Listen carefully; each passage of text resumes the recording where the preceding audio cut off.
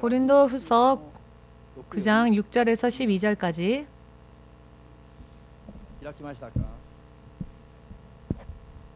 읽겠습니다.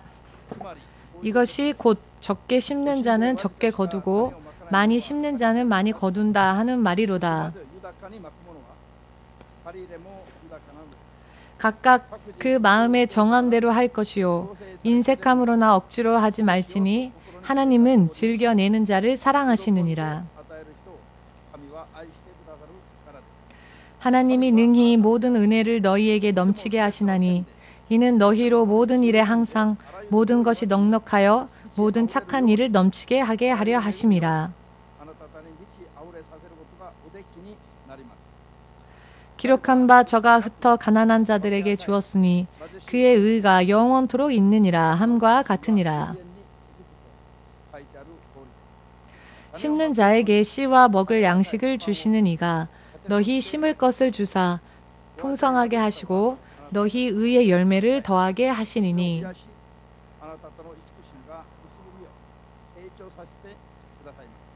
너희가 모든 일에 부요하여 너그럽게 연보를 함은 저희로 우리로 말미암아 하나님께 감사하게 하는 것이라.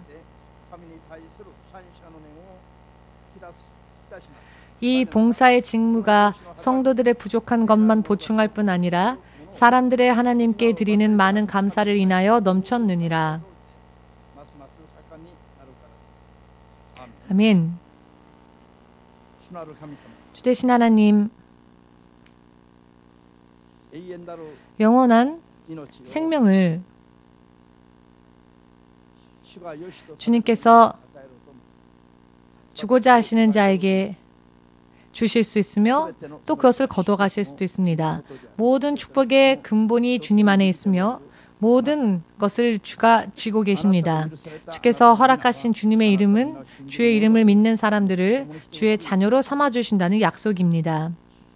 주님께서 약속하신 예수의 이름을 믿고 우리는 주님의 자녀가 되어 영원히 하나님의 나라를 상속받는 자격이 주어진다는 약속, 그 약속을 받게 되었습니다. 주님, 사랑하는 자녀들이 올바른 믿음으로 인해 이 모든 약속되어진 생명과 축복을 낱낱이 받을 수 있는 자들 될 수 있도록 오늘 또한 진리의 말씀 가운데에서 한 사람 한 사람을 돌아봐 주시옵고 권면하여 주시옵고 깨닫게 하여 주시옵고 틀림없이 주의 약속되어진 모든 축복을 먼저는 이 땅에서 후에는 하나님의 나라에서 영원토록 충분할 정도로 받아 누릴 수 있도록 도와주시옵소서. 예수 그리스도의 이름으로 기도드리옵나이다. 아멘. 아멘.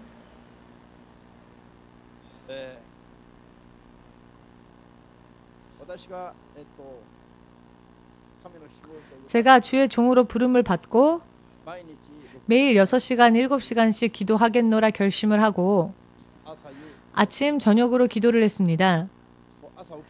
아침에 일어나면 사모님과 먼저 3시간 정도 기도하고 그리고 아침 식사를 하였고요. 그 후에는 외출을 했습니다. 이 일을 매일과 같이 했습니다. 당시 섬기고 있었던 교회가 츠쿠바에 또 지교회가 있었는데요. 저녁에는 그 츠쿠바에 있는 지교회에 예배를 또 봉사하러 갔는데요. 저희도 함께 봉사하기 위해서 갔습니다. 봉고차 한 대에 8명이 타고 모두 언제나 함께 가고 있었는데요. 어느 날 주일이었습니다. 여느 때와 마찬가지로 그 차를 탔습니다. 누구보다도 먼저 저와 사모님이 탔습니다. 그리고 그 봉고차에 가장 그 뒷좌석에 앉아 있었습니다. 그리고 출발을 하기 전에 다 타기 전에 갑자기 사모님이 저에게 내리자고 제 손을 잡아 끄는 것입니다. 아니 가기로 해놓고 벌써 이렇게 차에 탔는데 모처럼 이렇게 차에 탔는데 왜 내리자고 하냐고 마음속으로는 사모님을 이해할 수 없어서 이 여자가 왜 이러나 마음에 들지 않는 행동을 취하니까 이 여자가 왜 이러나 이런 생각이 있었습니다. 그런데 자꾸 내리자고 하고 거기에서 싸울 수도 없으니까 내렸습니다. 내리고 나서 참 자주 싸웠는데요. 영적인 생활을 시작하고 난 다음부터 이상하게 싸움이 빈번했습니다. 영적인 생활을 하기 전에는 술 마시고 다 항상 풀고 싸우지 않았는데 영적인 생활을 시작하고 영적 싸움을 하기 시작하면서부터 싸움이 계속 늘었습니다. 여러분, 예수님 믿고 영적 생활하면 싸움이나 분노나 이와 같은 것들이 오히려 다발합니다. 그런데 그때 속지 마시고 영적으로 지금 내가 깨어있기 때문에 이런 일들이 벌어지는구나. 지금 악한 영들과의 영적 싸움이 시작됐구나 라고 생각하시면 틀림이 없습니다. 아무튼 이해할 수 없지만은 사모님이 내리자고 하여서 내렸습니다. 그리고 긴시조에 가서 세이브, 마루이 이런 백화점이 있지 않습니까? 그 백화점 등등 다니면서 쇼핑하고 맛있게 식사하고 집으로 돌아왔습니다. 얼마 지나지 않아서 목사님으로부터 전화가 걸려왔는데 아니 그 당시 저는 형제였는데요. 심형제 부부만 왜 하나님이 이렇게 사랑하시는가? 하나님이 심형제 부부만 사랑하시나 보다 라고 갑자기 큰 목소리로 목사님이 전화를 걸어왔습니다. 무슨 일이십니까? 라고 영문을 물었더니 그 차가 우리가 내렸던 그 차가 고속도로를 달리다가 사고를 당했는데 그 차 안에 임산부가 앉아 있었는데 양수가 터져서 병원으로 실려가고 정말로 대단한 그런 사고가 생겼답니다. 그런데 우리는 가기로 했었지만은 출발하기 전에 내렸기 때문에 그 사고를 당하지 않은 채 맛있게 식사하고 쇼핑하며 즐겁게 시간을 보내는 동안 그들은 사고를 만난 것입니다. 오늘 제가 이 자리에서 말씀을 드리고 싶은 것은 이것이 같은 차를 타기로 한 운명이었는데 우리는 내리고 저들은 그대로 타서 사고를 만났습니다. 그들이 사고를 당하여 패닉 상태가 되어 있을 때 우리는 즐거운 시간을 보내고 있었다는 겁니다. 이 차이가 무엇인가? 누군가 대답해 주실 분 있습니까?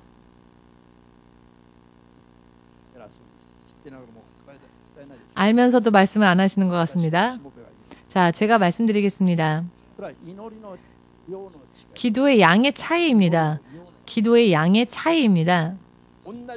똑같이 믿음 생활을 하여도 어떤 이는 하나님의 보호하심을 입고 어떤 이는 보호하심을 받지 못할 때가 있습니다. 어떤 사람은 축복을 받고 어떤 사람은 축복받지 못하는 사람이 있습니다. 이와 같은 일들이 있다고 성경은 확실하게 말씀하고 계십니다. 지금도 후에도 그리고 미래에도 그리고 영원토록 하나님께서 이 사람들이 사는 세상을 보신 대로 들으신 대로 한 사람 한 사람의 행위에 따라 하나님께서 갚아주십니다. 갚아주십니다. 그 행위, 언제 어느 곳에서 어떠한 믿음을 보였느냐, 그 한 사람 한 사람의 믿음, 그 믿음의 행위를 보시고 하나님께서는 어떤 이에게는 보상을 주시고 어떤 이에게는 심판을 주시며 요한계시록 22장 12절 말씀에 있는데요. 최후의 심판 때에 마지막 심판, 최후의 심판 때에 어떤 이는 영원히 천국에서 해와 같이, 달과 같이, 별과 같이, 별들과 같이 또 어떤 이는 집도 없고 어떤 이는 오히려 지옥의 불 속에서 여러 많은 형벌을 받게 되고 이와 같은 모든 것을 하나님께서 무엇을 기준으로 하여 결정하시는가? 한 사람 한 사람의 행위, 믿음으로 어떻게 살았느냐? 그 행위를 보시고 판단하신다. 그와 같은 의미인 것입니다. 할렐루야. 지금 예배에 오시기 전에 예배가 어떤 하나의 의식이라 생각하여 어쩔 수 없이 온 사람은 이 예배에 대한 소망이 없는 사람이죠.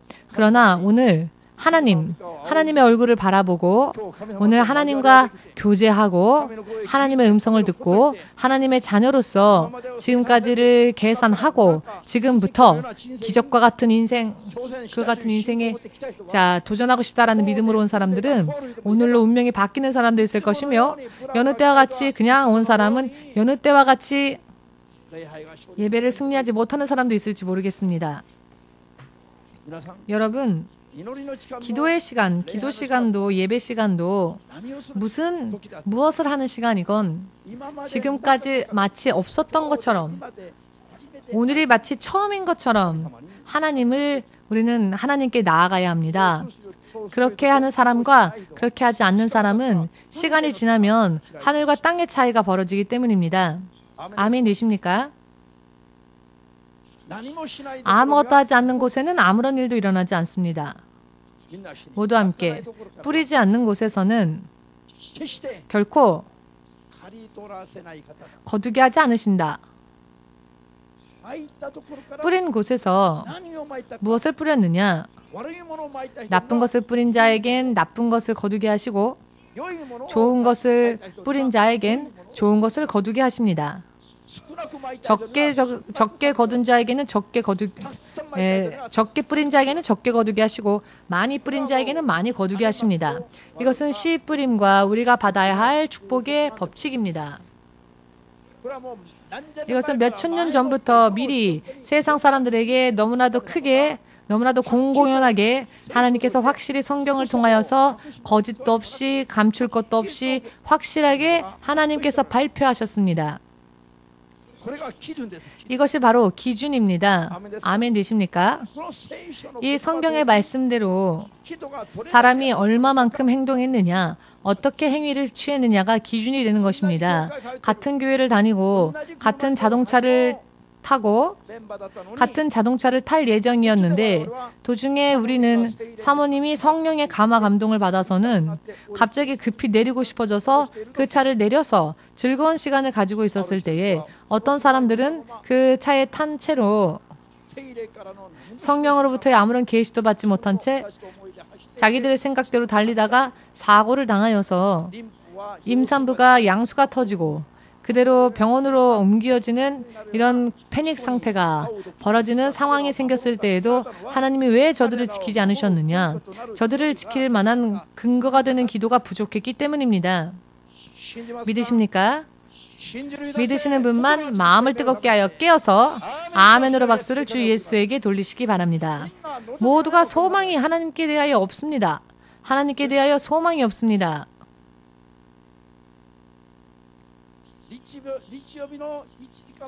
주일에 1시간 정도도 승리하지 못하면 나머지 일주일 동안을 어떻게 보내려고 하십니까? 예수님께 소망이 없으면, 예수님께 흥미가 없으면, 예수님에 대한 믿음이 없으면 어떻게 앞으로의 인생을 살아가시려고 하십니까? 여러분, 마음을 뜨겁게 하시길 바랍니다. 그리고 마음의 밭을 일구십시오. 갈구십시오. 마음의 밭을 뒤집으십시오. 하나님의 말씀이 뿌려졌을 때 30배, 60배, 영원히 무한배의 열매가 실제로 맺어질 수 있도록 실제적으로 하지 않으면 의미가 없습니다. 실제적으로 확실하게 말씀드리겠는데 다시 한번 말씀드리겠습니다. 하나님의 보호하심을 받는 자와 하나님의 구원을 받는 자와 도우심을 받는 자와 그렇지 못한 사람들의 믿음은 차이가 있습니다. 확실히 그 차이가 있습니다. 아멘 되십니까? 우리는 그때의 확신을 얻을 수 있었습니다. 모두가 같은 신자가 아니구나. 모두가 같이 크리스찬이란다고 해서 다 같은 신자는 아니다라는 것을 확실하게 깨달았습니다. 사모님의 특징은 한번 깨달으면 그 깨달은 것을 계속 자기의 것으로 영원히 삼습니다. 사모님은 간단하게 잊어버리지 않고 언제까지나 그것을 기억하고 새겨둡니다.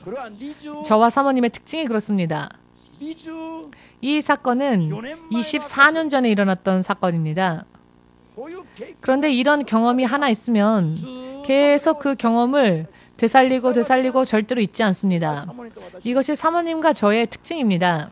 그렇기 때문에 같은 실패를 거의 똑같은 실수를 저지르는 일이 없습니다. 경험을 얻으면 얻을수록 지식을 얻으면 얻을수록 전부 자기의 것으로 삼으려고 하고 있습니다. 많은 사람들이 그것을 간단하게 생각합니다. 그때만 기뻐하고 금세 잊어버립니다. 그러나 저는 절대로 잊어버리지 않습니다. 왜냐하면 이것은 하나님께서 주신 기준이 되기 때문에 하나님께서 주신 기준이기 때문에 하나님으로 인하여 승리하는 방법인데 왜 그것을 잊어버릴까요? 사람들이 믿음이 사실은 없기 때문에 그렇습니다. 할렐루야. 자, 옆에 사람 주물주물 일주일 동안 피곤하셨군요 하고 주물러 주세요. 잠에서 깨도록 졸지 않게. 지금 설교를 진행할 수가 없습니다. 모두가 지금 아멘이 아니라 지금 모두 횡설수설하고 있는 상황입니다. 지금 도대체 누구를 만나고 있으십니까? 예배를 통해 아직도 깨어있지 못하고 아직도 졸음에 취해 있는 분들, 지금 예수님을 만나고 있는 시간인데 지금 예수님을 만나도 졸리면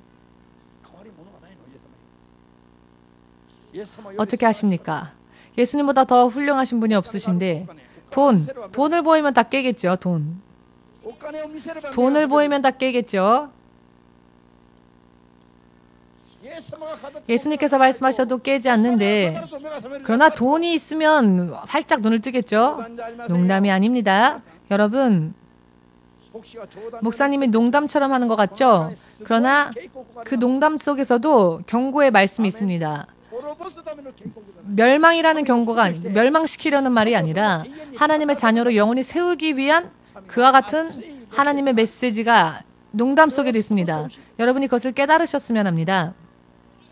여러분은 목사님이 이렇게 확실하게 말씀을 해도 듣지 않는다면 어떻게 해야 합니까? 우리가 예전에 하나님의 세미한 음성이라도 듣고 싶어서 하나님의 세미한 음성이라도 듣기 위해 몇 시간이고 기도했습니다.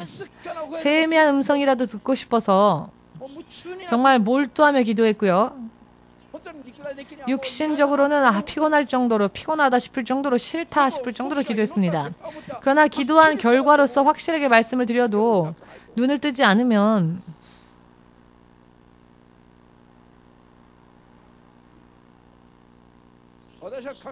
저는 확신을 가지고 있습니다. 기도하고 나서 제가 여러분들에게 말씀드리는 것은 농담처럼 들린다 할지라도 시간이 지나면 반드시 실현되어질 것임을. 문제는 제가 기억을 하고 있지만 여러분들이 기억하지 못한다는 것에 문제가 있습니다.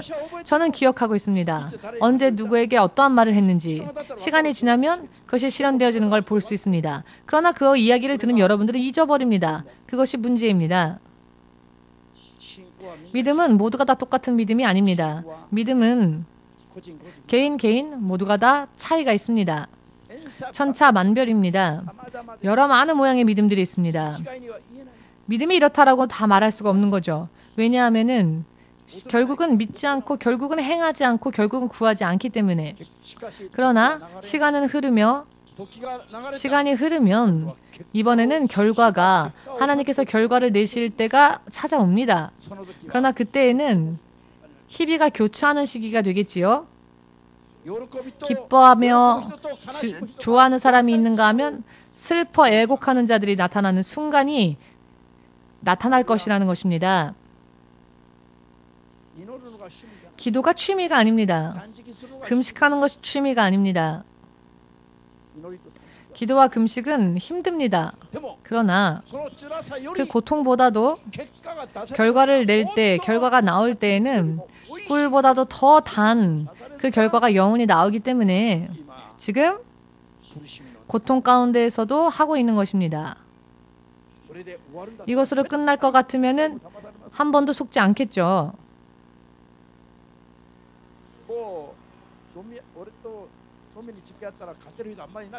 만일 저와 함께 술을 마신다면 저를 이길 분이 없을 겁니다. 저는 예전에 아침까지 술을 마셨습니다.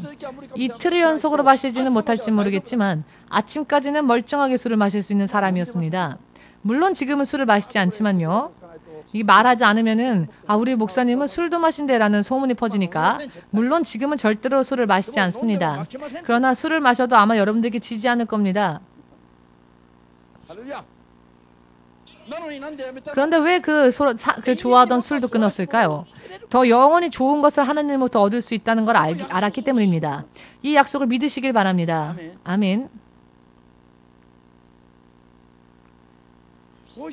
다시 한번 말씀드리겠습니다. 주님은 뿌리지 않는 곳에서는 절대로 거두게 하지 않으십니다.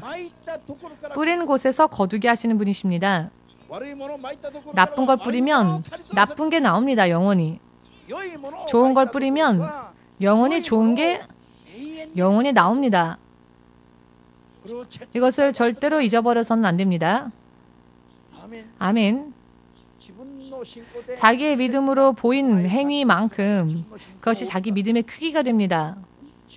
자기가 무엇을 어떻게 했는지 그것이 자기의 믿음의 크기가 됩니다. 그것이 자기가 하나님으로부터 받게 될 축복의 크기가 됩니다. 하지 않았다면 그 축복을 받을 수 없죠. 했다면 한 만큼 내가 하나님으로부터 축복을 받을 수 있게 됩니다. 그것을 의미하는 것입니다. 할렐루야. 신약도 구약도 말씀의 흐름은 똑같습니다. 변함이 없습니다. 그렇기 때문에 24년 전이나 지금이나 아니 24년 전보다 지금이 훨씬 더 금식을 하고 있습니다. 그 시절에는 기도는 했지만 금식은 그렇게 하지 않았는데요. 지금은 1년에 100일 이상을 금식하고 있습니다. 365일 가운데 100일 이상은 금식하고 있습니다. 왜냐하면은 점점 결과가 보이기 때문입니다. 하면 한 만큼 결과가 보이기 때문입니다. 그러나 잃을 것은 하나도 없었습니다. 당시에는 고통스럽게 보였지만 시간이 흐르고 보니 잃을 것이 하나도 없었습니다. 하면 한 만큼 그것이 나의 것이 됩니다. 20년 이상 했으니까 조금은 천천히 해도 되지 않을까? 조금은 여유롭게 해도 되지 않을까? 하는 말을 하시는 분이 가끔 계시는데요. 저는 절대 그 말에 속지 않습니다. 왜냐하면 하면 한 만큼 거두기 때문입니다. 거두고 그것을 자신의 것으로 할 수 있기 때문입니다. 믿으십니까? 여러분들에게 설교하고 전도사들에게도 말하고 있는데 신학생들에게도 권면하고 있는데요. 여러분보다 먼저 제가 하고 있습니다. 그 권면하는 말들에 대해서 모든 행위에 있어서 그렇습니다. 모든 행위에 있어서 그렇습니다. 그렇기 때문에 주님은 우리의 믿음을 보시고 그것을 기준으로 하셔서 갚아주시고 또 우리가 보인 믿음이 없을 경우에는 드린 것이 뿌린 것이 없을 경우에는 그러나 무언가 재앙이 온다거나 혹은 하나님께서 축복하시고자 원하는 사람이 있으면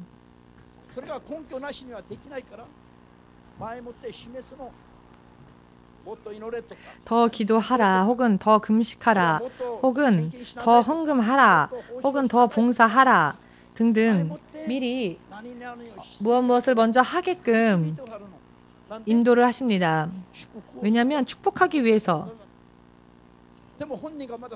그러나 본인이 아직 거기까지 하지를 못하고 있기 때문에 그때에는 아직 뿌리지 않은 사람은 뿌릴 수 있게 인도해 주십니다. 사모님과 제가 아마 그 비슷했던 시기였던 것 같은데요.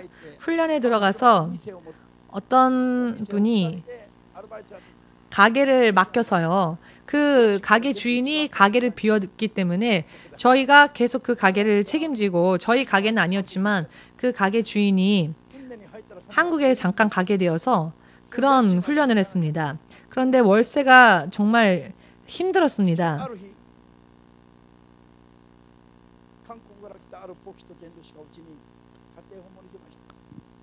한국에서 어떤 분이 목사님께서 오셨는데요.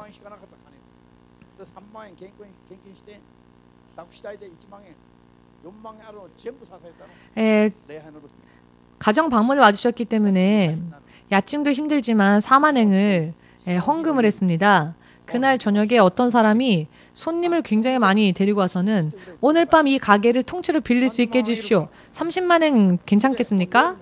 요리도 필요 없고 그냥 있는 물건을 자기네들끼리 요리해서 먹을 테니까 가게만 빌려달라는 겁니다. 식당을 빌려만 주는데 30만행을 받았습니다. 무슨 일이 벌어진 걸까요? 생각하지도 못한 일이 벌어진 것입니다.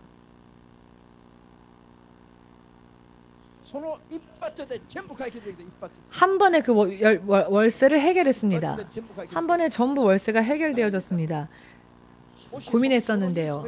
만일 그때 그 목사님이 오지 않으셔서 저희가 헌금하지 않았더라면 3만행은 손에 있었지만 언제 월세 내나 어떻게 이것을 몇십만행으로 불릴 수 있을까 기대도 할 수 없는 소망이 없는 상황이었을 겁니다. 그러나 한꺼번에 뿌렸더니 헌금으로 드렸더니 바로 그날 10배로 갚아주셨습니다. 우연이라고 생각한다면 끝이겠지요. 그러나 우리는 결코 그것을 우연이라고 생각하지 않습니다. 우연이라면 한 번에 끝나겠지요. 그러나 우연이 아니기 때문에 이와 같은 일들이 계속 벌어지는 것입니다. 우연이 아닙니다. 믿으시는 분만 아멘으로 박수를. 축복을 하시기 위하여서 그 목사님을 하나님께서 우리 집에 보내신 겁니다. 우리가 곤란했기 때문에. 그러나 곤란하지만 아무것도 뿌리지 않으면은 하나님이 축복을 거두게 하지 않으시니까 하나님은 우리가 믿음으로 뿌렸을 때 거두게 하시기 때문에 그 목사님을 저희 집으로 보내신 겁니다. 그래서 있는 것을 다 드렸더니 하나님은 그것을 근거로 모든 고민을 한꺼번에 해결해 주셨습니다. 믿으십니까? 창세기 22장 2절 말씀에 아브라함에게 하나님의 음성이 들려옵니다. 아브라함아, 아브라함아, 너의 아들 이삭을, 너의 독생자 이삭, 너의 하나밖에 없는 이삭을 모리아 산으로 데려가서 번제물로 드려라. 하나님의 이 음성을 생각을 해보십시오. 하나님의 사랑의 하나님이 이런 음성을 들려주셨다는 겁니다. 세상에 100세에 낳았는데 이제 겨우 소년이 되었는데 15세 전후에 겨우 소년이 된 이삭을 지금 건강하게 자라나는 아들을 모리아산으로 데려가서 결박하여 번제물로 하나님께 마치 양을 드리듯이 드리라고 하니 이와 같은 하나님의 음성이 들려온 것입니다. 모두 얼굴을 들지 못하시네요. 아멘 못하시니까. 얼굴을 숨겨도요. 하나님은 마음을 보시기 때문에 가인이 화를 내고 얼굴을 숙였을 때 아벨을 죽이고 싶다 생각했을 때 그 마음이 하나님 앞에 보여졌지요. 그가 얼굴을 올리지 않았지만 하나님 앞에 얼굴을 이렇게 올리지 않았지만 이렇게 했어도 다 보였습니다. 얼굴 지금 들지 않으시는 분? 할렐루야. 자,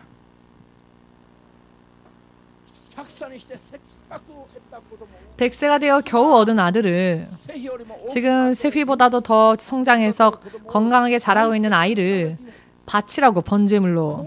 이와 같은 하나님의 음성이 들려올 때에 그 말씀에 아멘할 수 있는 사람은 하나님을 진짜 믿는 사람입니다. 이 말씀에 아멘하지 못하는 사람은 사실은 하나님을 믿지 않는 자입니다. 여러분, 이것은 너무 듣기 어려운 말씀이 아니라 바르게 하나님을 믿고 그 믿음이 인정되어지기 위해서는 이와 같은 것들을 생각해야 하고 깨달아야 합니다. 그리고 이와 같은 것을 자신의 것으로 삼아야 합니다. 아멘 되십니까? 읽고 끝나는 것만으로는 의미가 없습니다. 성경을 읽고 끝내는 게 아니라 읽으면서 곰곰이 씹고 삼키면서 그렇구나. 이 말씀은 쓰지만 이 말씀을 먹을까 먹지 않을까는 내가 결정하는 겁니다. 어떻게 해야 할까 판단하며 자기가 가야 하는 것입니다. 그렇게 하지 않으면 안 됩니다. 이것은 다른 사람들의 이야기가 아니라 아브라함과 이삭에게만 일어난 이야기가 아니라 이 말씀을 통해 듣는 우리가 다 생각해야 할 이야기입니다. 믿으십니까? 여러분이라면 어떻게 하시겠습니까? 확실하게 물어보겠습니다. 지금까지 못했다면 앞으로는 언제 할 수 있을까요? 외아들을 하나님께 바치라는 말을 들을 때 과연 아멘할 수 있습니까? 아멘할 수 있는 사람만 박수를 지금 보시는 예수님 앞에 마음껏 돌리시기 바랍니다.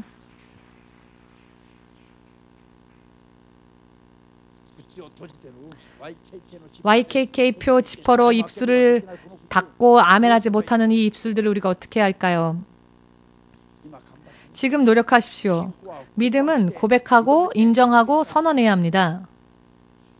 주님께서 말씀하셨습니다. 너희가 아멘이라 하면 그것을 인정하시고 주의 영광이 나타날 것이다라 하셨습니다. 아멘.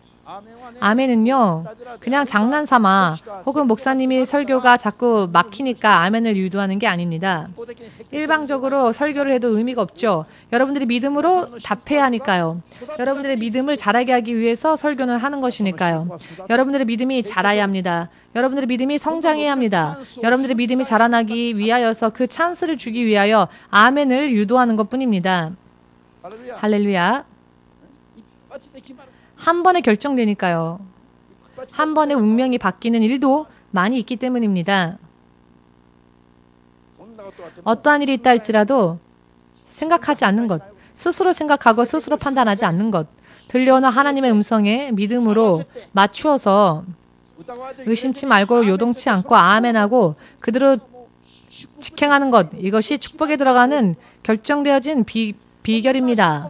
그와 같은 믿음을 보이지도 않았는데 하나님이 축복하시는 일은 먼저 없습니다.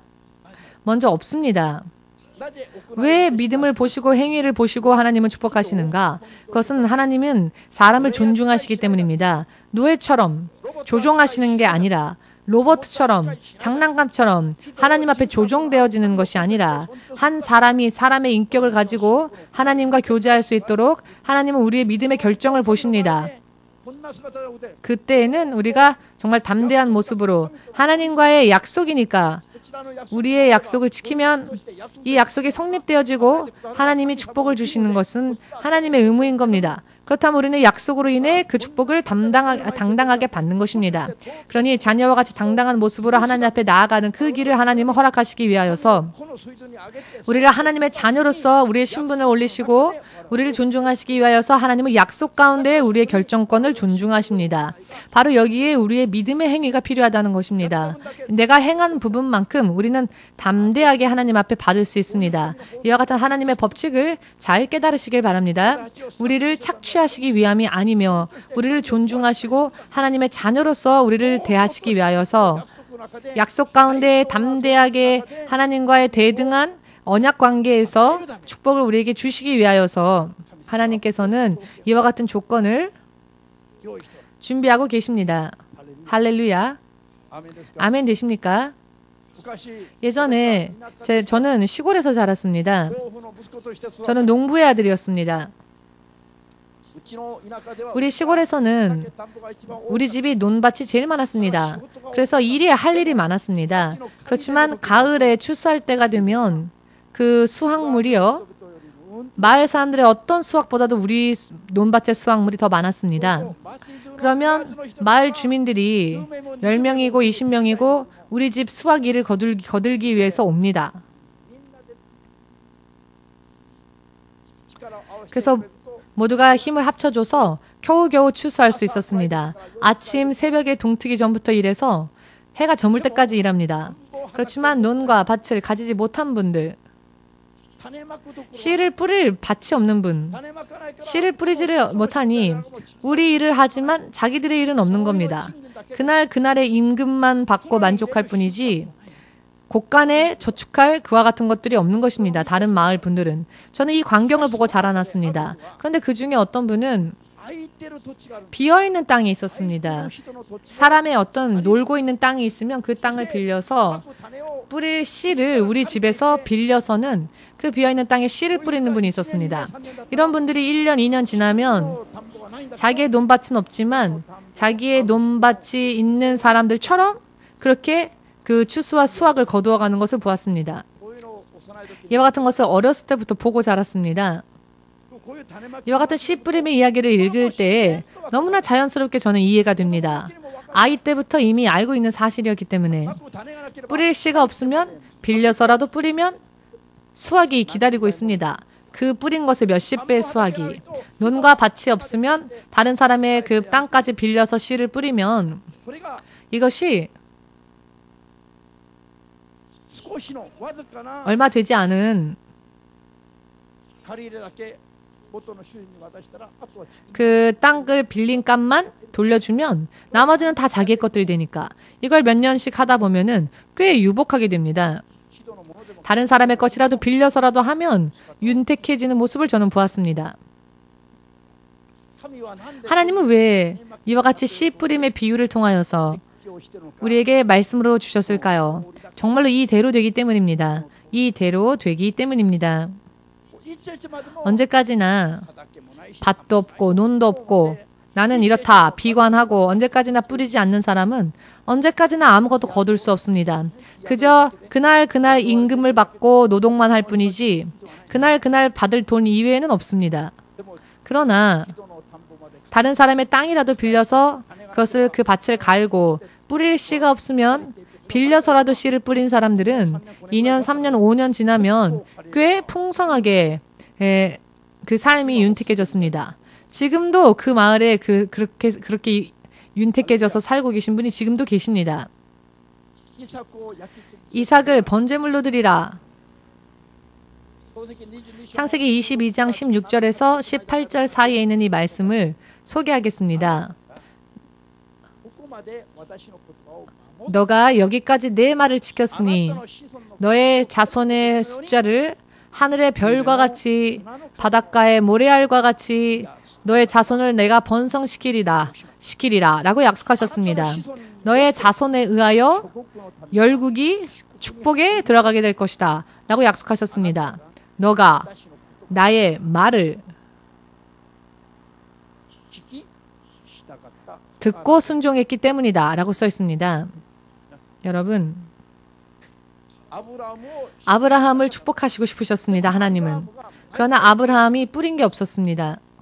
근거를 보지 않으면 축복하지 않으시니까요. 아브라함에게 자손의 숫자를 셀 수 없을 정도로 많이 번성시키고자 계획하셨습니다. 그리고 아브라함의 자손을 통하여 열국의 민족들이 축복으로 들어가게끔 계획하셨습니다. 그러나 그와 같은 축복을 받을 만큼의 믿음을 하나님께 보이지 않았습니다. 그리하여 하나님은 아브라함에게 나타나서 그 아들을 내게 드리라 라는 명령을 하신 것입니다. 그 명령을 하신 이유는 무엇인가? 진실로 따르는지 보시고 따르고자 하는 믿음이 있으면 그 믿음을 근거로 하여 축복을 주시기 위함이었습니다. 이와 같은 법칙은 성경의 기록이 아니라 우리가 실제로 어찌하여야 축복 안에 들어갈 수 있느냐 라고 하는 모범이 되는 기준이 되는 말씀입니다. 그렇기 때문에 성경에 있는 말씀을 자기의 것으로 삼으시면 그렇게 됩니다. 그리하면 시간이 흐르면 자기도 그와 같이 축복 속에 들어가게 됩니다. 할렐루야. 아멘. 사렙다의 과부가 있었습니다. 이 과부에게 아들 하나가 있었는데요. 사렙다 땅에 살고 있었죠. 그 가정을 찾아간 사람은 하나님의 종 엘리야였는데 가보니 이 가정이 얼마나 가난했냐면 아무것도 없었습니다. 마지막 식량밖에 남아있지 않았죠. 얼마 되지 않은 밀가루,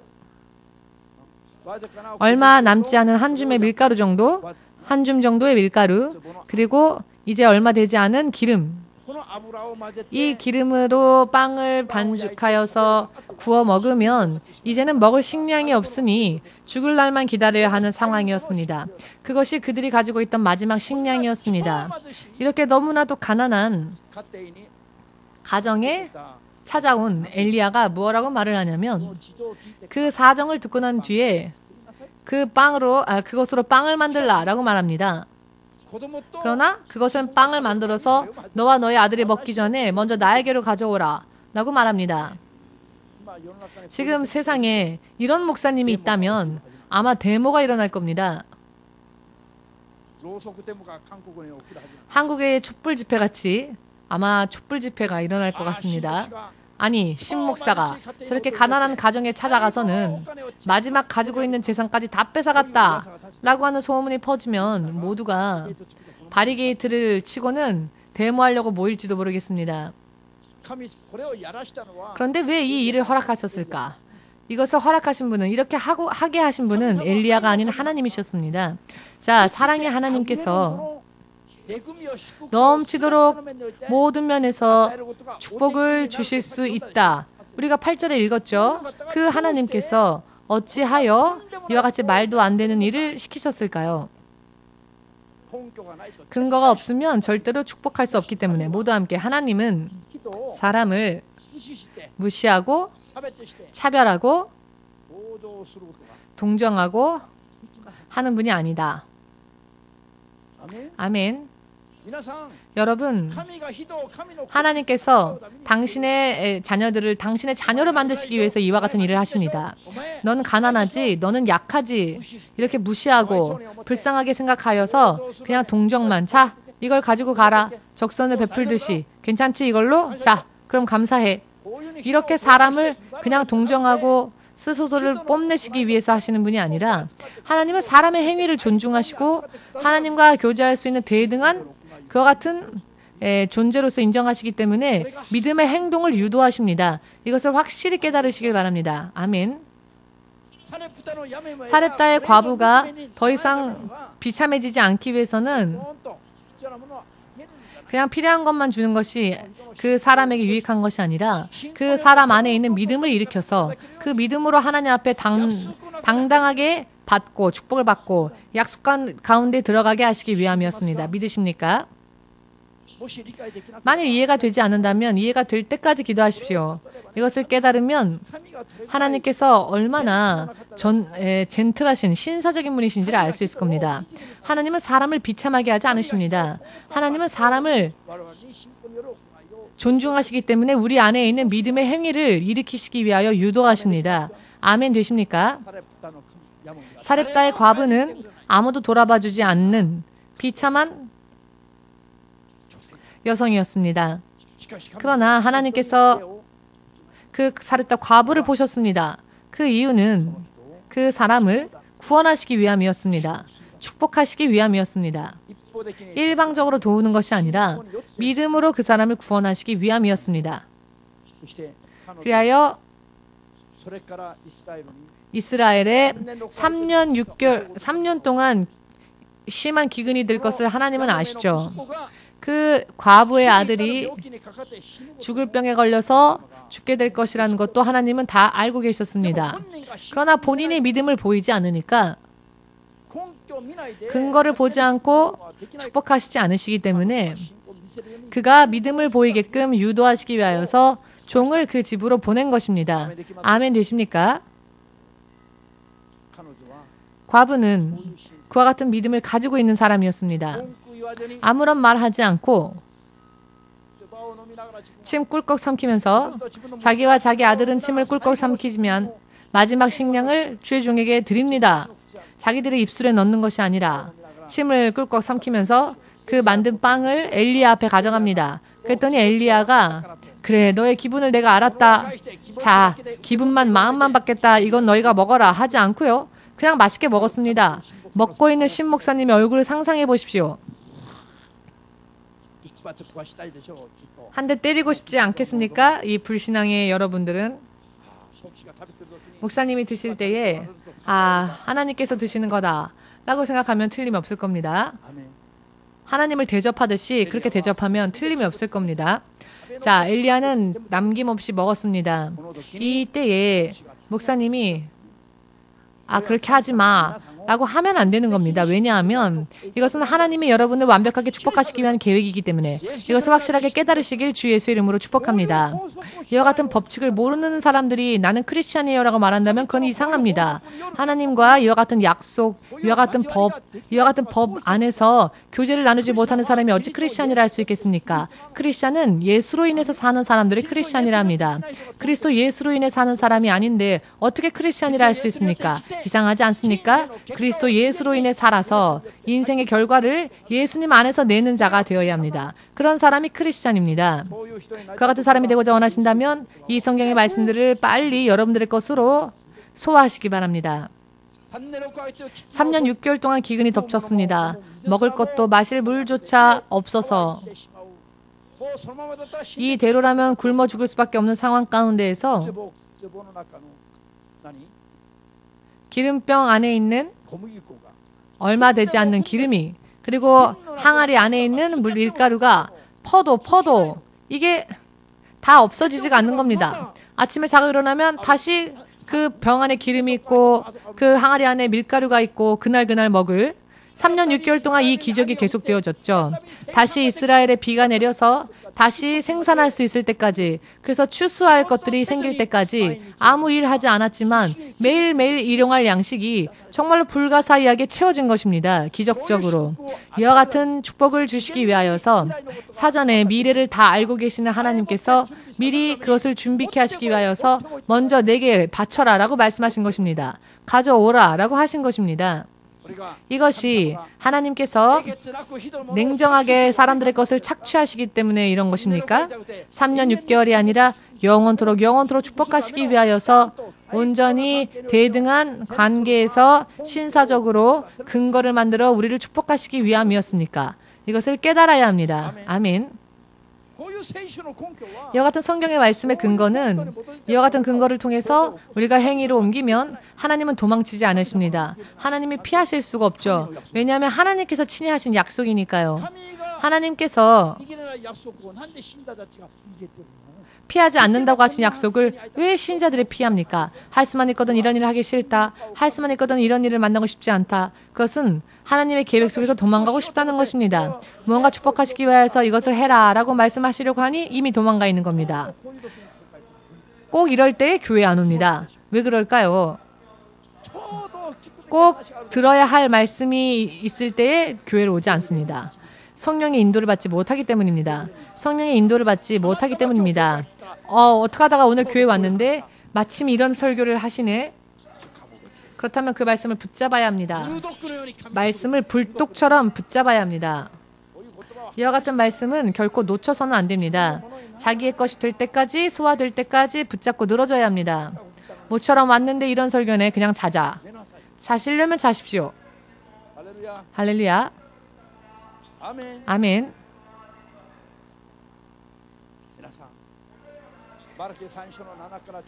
마가복음 말씀에 11조에 대한 말씀이 있습니다.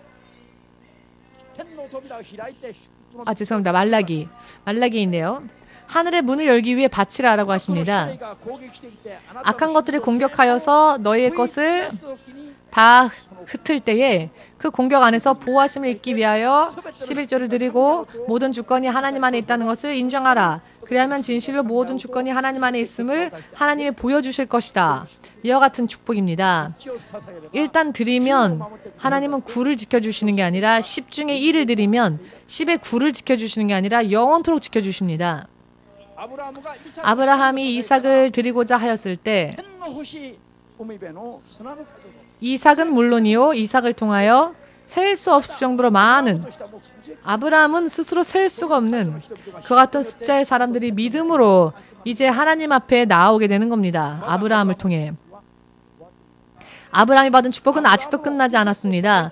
이삭을 드리고자 했던 이 아브라함에 대한 축복은 예수께서 재림하시고 7년 대환란 끝나고 대심판이 끝나는 그 순간까지 아브라함의 자손들의 숫자는 그때까지 늘어날 겁니다. 그것을 토탈하여서 전부 합쳐서 대심판 때에 아브라함이 하나님으로부터 멸류관을 받겠죠. 이게 아브라함이 받게 될 축복입니다. 이해되십니까? 이해되실 때까지 기도하시기 바랍니다.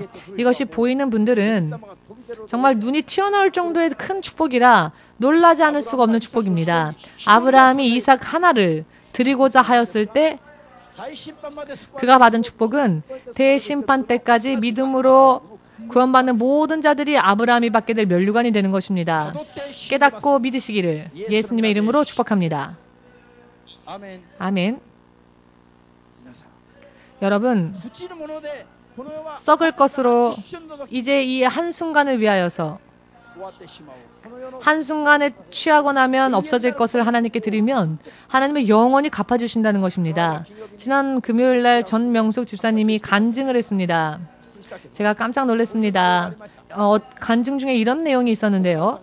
어머니가 소천하기 전에 죄를 회개하게 하기 위하여서 배운 대로 어머니를 죄의 회개로 인도하였다. 이 간증을 하면서요. 무엇을 느꼈냐면 이 인생의 허무함을 느꼈다라는 간증을 했습니다. 언제까지나 죽을 일 없겠지. 사랑하는 그 엄마. 그러나 언젠가 어느샌가 어머니가 세상을 떠나고 다시는 돌아올 수 없는 현실을 보면서 인생에 그리고 이 땅의 허무함, 이 땅에 소망을 두고 사는 것이 얼마나 허무한지를 깨달았다. 그렇기 때문에 지금부터는 하나님의 뜻대로 따라가겠다. 그것을 결심했다라는 간증을 하셨죠. 그렇게 말씀하셨죠. 네, 아멘이라 하셨습니다. 이 세상은 썩어 없어질 것입니다. 눈에 보이는 것은 이 땅에 보이는 것들은 다 사라지고 말 것들입니다.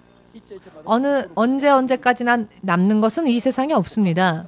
어머니도 떠나며 나도 또 떠나며 여러분들도 떠나며 세상에 있는 모든 것은 다 떠납니다. 이것이 언제까지나 있을 것이라고 생각하여 이 땅에 소망을 두고 살기 때문에 크리스찬들이 속고 사는 것입니다. 우리들도 떠납니다. 그 이야기를 듣고 저도 생각을 해보았더니 우리 어머니도 어느샌가 떠났습니다. 머릿속에 생생하게 어머니의 음성, 어머니의 얼굴, 어머니의 체온까지 아직도 저는 다 생생하게 기억하고 있지만 그러나 지금 이제 어디에도 어머니는 없습니다. 그리고 생각해보니 아, 세상을 떠나셨지. 더 이상 두 번 다시 이대로라면은 못 만난다. 내가 천국 가지 않는 한 못 만난다. 이것이 인간의 인생입니다. 빨리 깨어야 합니다. 빨리 깨어야 합니다. 이 세상의 이 땅의 한계를 깨달아야 합니다. 그리고 하나님의 약속이 이 땅에서 끝나지 않고 하나님의 약속은 한계가 없으며 무한히 계속되어지는 이 약속 속에 빨리 깨어야 합니다. 아멘 되십니까? 이것은 좀처럼 그렇게 쉬운 일이 아니죠. 많이 기도하지 않으면 안 되는 일입니다. 여러분, 11조 하나를 드리면 10의 9를 지켜주시는 것뿐만이 아니라 영원까지 지켜주시는 겁니다. 하나님의 나라에 가면 일하지 않아도 천사들이 그 식탁을 준비해주고 양식을 준비해주고 자 누구누구님 하면 아주 잘났다는 듯이 딱 앉아서 맛있는 것들이 좋아하는 그런 음식들만 있어서 무엇을 먹어도 맛있고 무엇을 먹어도 맛있고 영원히 단 1시간도 일하지 않아도 하나님의 천사장까지도 모두가 여러분들에게 수종들며 하나님의 아들들이기 때문에 딸들이기 때문에 하나님의 자녀들이기 때문에 지금의 머리로는 상상할 수 없는 황홀한 세상을 하나님은 준비하고 계십니다. 영원히 준비하고 기다리고 계십니다. 어찌하여 그것을 믿지 않습니까? 어찌하여 그것을 믿지 않습니까? 전혀 믿음이 없습니다. 자나 깨나 구하는 건 돈, 자나 깨나 구하는 건 이 세상에서 좋은 직장 찾는 것, 자나 깨나 구하는 것은 이 세상에서 사람들끼리 사이좋게 지내는 것, 이런 것들만 하며 예수님하고의 관계는 생각도 않고 예수님이 화를 내셔도 모르고 있고 예수께서 울고 계셔도 모르고 있고 어찌하면 됩니까? 어찌하면. 할렐루야. 지금 이때에 노력해야 합니다. 사람들이 마치 로봇처럼 살고 있습니다. 크리스찬들까지도 그렇습니다. 지옥을 향해 가면서도 감각이 없이 로봇처럼 살고 있습니다. 하나님의 자녀로서의 감각이 없습니다. 하나님의 자녀로서의 감각이. 귀도 막혀 있고 눈도 가리워져 있습니다. 보이지도 않고 들리지도 않습니다. 들어야 할 이야기, 보아야 할 이야기를 전혀 보지 않기 때문에 믿음 생활하면서도 모두가 얼굴이 어둡습니다. 교회 올 때에 정말로 교회 올 때 발걸음 보면 압니다. 왜 당당하게 못 걷습니까?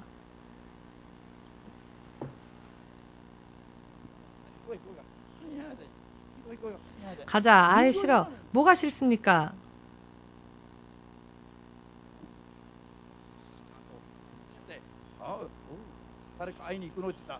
멋있게 차려입고 사람들이 누굴 만나러 가 하면 난 예수님 만나러 가 이런 믿음이 되십시오.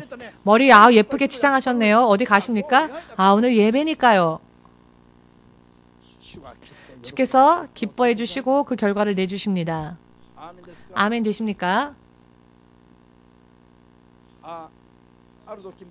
어떤 때에 제가 전도사였을 때입니다. 오키나와에 통역을 위해서 집회 통역을 위해서 간 적이 있습니다. 그때에 기뻐해야 하는데 가고 싶지가 않았습니다.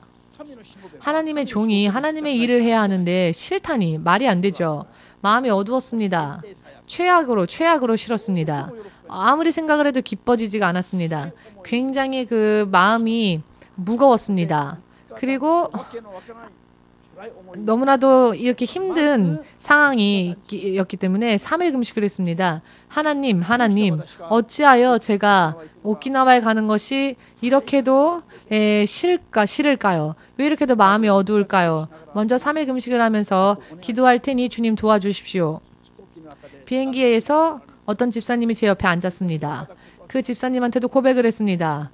이상해요. 이번에는 어찌해도 제 마음이 어둡습니다. 밝지가 않습니다. 왜 이렇게 기분이 안 좋은지 잘 모르겠습니다. 그리고 그래서 3일 금식 지금 하고 있습니다. 그러세요? 하고 걱정하면서 들어주었습니다. 그 집사님이. 오키나와에 도착했고 집회가 시작하고자 했을 때에 사람들이 1명씩 2명씩 먼저 와서 준비를 하고 있는데 수모 선수 출신이었던 어떤 목사님이 왔습니다. 그 가방 항상 들고 같이 다니는 사람 데리고 그분은 일본인이기 때문에 제가 네 어서 오세요. 앞에 목사님 쪽에 앞쪽으로 앉으시죠. 하고 권했더니 갑자기 목사님이 화를 내시면서 너가 뭔데 나한테 뭐라 이래라 저래라 하느냐 하면서 혈기를 부리시는 겁니다. 아니 목사님 오셔서 안내하려고 했는데 이래라 저래라 왜 하냐고 화를 내는 겁니다. 옆에 있는 사람한테 갑자기 만행을 주면서 빨리 칼이라도 사와라. 이 자식 죽이게. 이렇게 목사님이 혈기를 부리시는 겁니다. 말이 안 되죠. 그때 순간 깨달았습니다. 아, 왜 이렇게 내가 오키나와에 가는 게 싫었는지. 이런 일들이 일어날 것이라는 걸 저는 몰랐죠. 그러나 하나님은 미리 준비시키셨던 것입니다. 지키기 위해서. 만일 금식기도 하지 않고 갔더라면 어떻게 되었을까요? 상대방이 저를 찌르기 전에 제가 그 목사님한테 참지 못하고 덤벼들었을 겁니다. 저도 인내의 한계를 느꼈습니다. 아니 인사했는데 인사했다고 왜 저한테 화를 내며 죽인다고 합니까?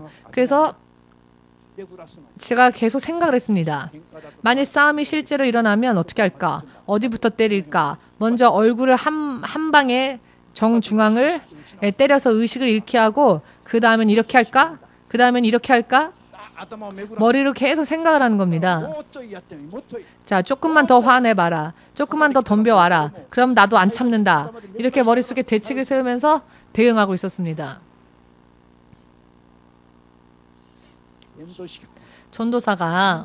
전도사의 머리로 지금 뭘 생각하고 있는 겁니까? 그러나 한계였습니다.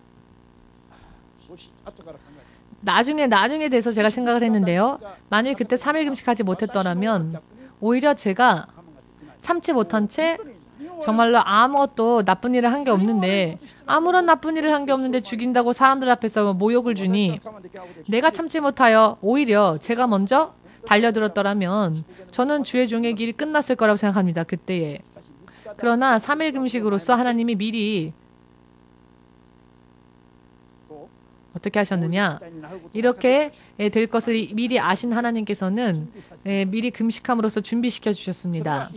이것이 순간 머릿속을 스쳐 지나가서 아 그렇구나. 내가 참지 못할 걸 아시고 하나님은 그 금식으로써 내 육의 기분과 내 육의 감각을 지켜주신 것이구나. 나중에 깨달았습니다. 나중에 깨닫고 저는 아무튼 그때 마음을 억누를 수 있었습니다. 그랬더니 나중에 이 목사님이 아 미안하다. 나 아까 미안했다 하고 사과를 해오는 겁니다. 근데 사실은 말로만 미안하다 할 뿐이지 정말로 사과하는 그런 태도는 아니었습니다. 이게 무슨 사과하는 거야 라고 욕하고 싶었지만 참았습니다.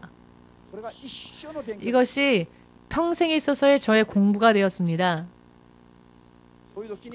이와 같은 때에 되갚는 것이 승리가 아니라 참는 게 승리구나. 하나님께서는 이미 아시니까 화가 치밀어 오르면 아무것도 보이는 게 없어지죠. 그때 스스로는 그것을 누를 수 있는 힘이 없기 때문에 금식 기도로서 주의 성령을 부어주셨고 겨우 참을 수 있었습니다. 겨우. 3일 금식이 저의 생명도 상대방의 생명도 구한 겁니다. 이야기가 이해되시겠습니까? 밤에 자려고 하여도 잠이 들지 않을 때에는 충분히 기도하십시오. 그 후에 무슨 일이 벌어질지 알 수 없기 때문에.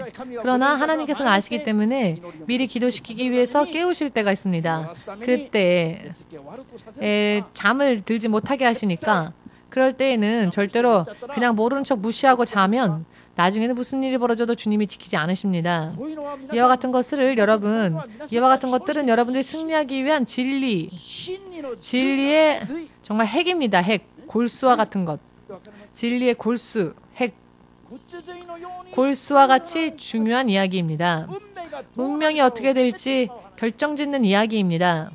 이와 같은 것을 모르는 채 살기 때문에 사고가 일어나면 죽고 인생이 파란만장에 휩쓸려 가는데 이와 같은 것을 알고 믿음으로 대처해 나아가면 지키심을 얻고 도우심을 얻고 가면 갈수록 풍성하게 뜨겁게 지경이 넓어지게 되는 것입니다.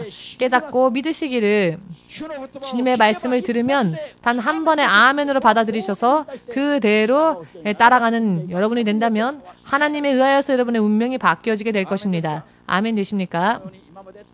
이와 같이 많이 무슨 일이 있건 없건 있는 것 전부 하나님께 드리며 봉사를 하건 헌금을 드리건 내 육신을 헌신하건 시간을 드리건 말씀을 읽건 철저하게 다 뿌리고 왔습니다. 앞으로가 저는 기대됩니다. 앞으로 추수하게 될 때에 하나님이 어디까지 거두게 해주실까 그것을 생각하는 것만으로도 마음이 두근두근합니다. 두근두근합니다. 마음이 두근두근.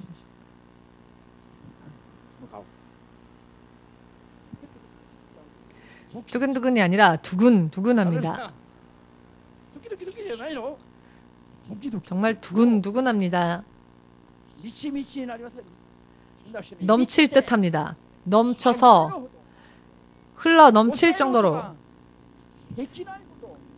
억제할 수 없을 정도로 능력과 축복을 받기 위하여서는 어찌해야 하느냐? 점점 뿌리면 됩니다. 최선을 다하여서 뿌리면 됩니다. 지난번 한국에 임영희 목사님이 오셨죠. 그 목사님과 함께 오신 장 집사님은 감사 헌금을 52장 가지고 있습니다. 이것저것 감사 제목을 만들어서 어떤 신자가 새로 오면 신자가 새로 온 걸 감사하는 마음으로 그 사람의 이름을 써서 자기가 헌금을 합니다. 새 신자가 왔는데 감사의 조건을 찾기 위하여서 감사의 조건이 더 이상 없으니까 이제는 새 신자가 오면 새 신자의 이름을 묻고는 그 새 신자의 이름을 봉투에 써서 새 신자가 온 것을 감사합니다 하고 감사의 헌금을 자기의 돈으로 드리는 겁니다.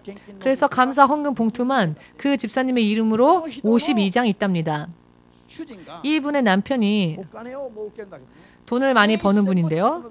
그러나 돈 한 푼도 자기를 위해서는 쓰지 않은 아주 구두쇠랍니다. 그런데 이런 남편이 돈벌이에 정신이 팔려서 부인이 어떻게 이 돈을 관리하는지를 잊어버리고 30억 이상의 돈이 늘어났는데 자기 재산이 얼마인지를 남편이 모른답니다. 돈 버는 데만 몰두하여서.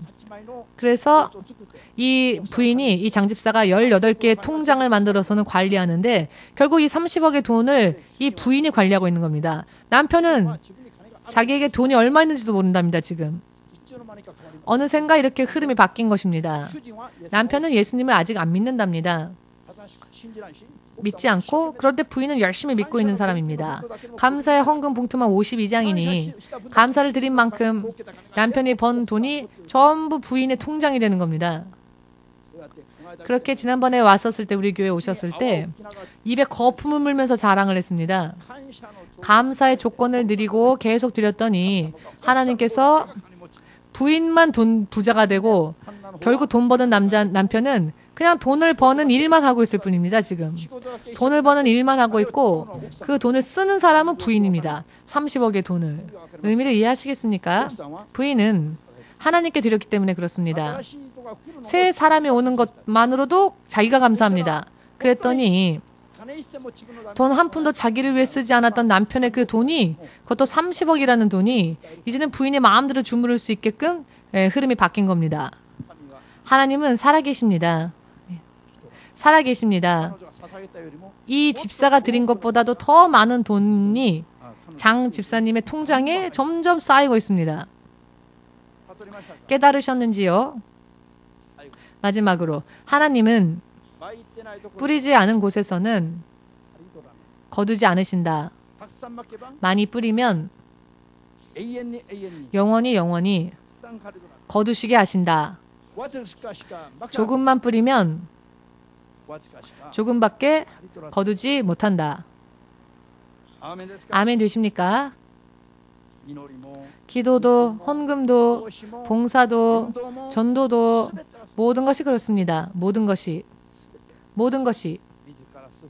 스스로 자원하여 자기의 영원한 인생을 스스로 풍성하게 만들어 나아가시길 마지막으로 주 예수의 이름으로 축복합니다. 지금까지 하나님을 믿노라 하면서도 내가 어떻게 삶을 살아왔는지를 돌아보시면서 오늘 새롭게 결심하시면서 여러분들 스스로 기도를 하나님께 드리십시오. 예수여 외치며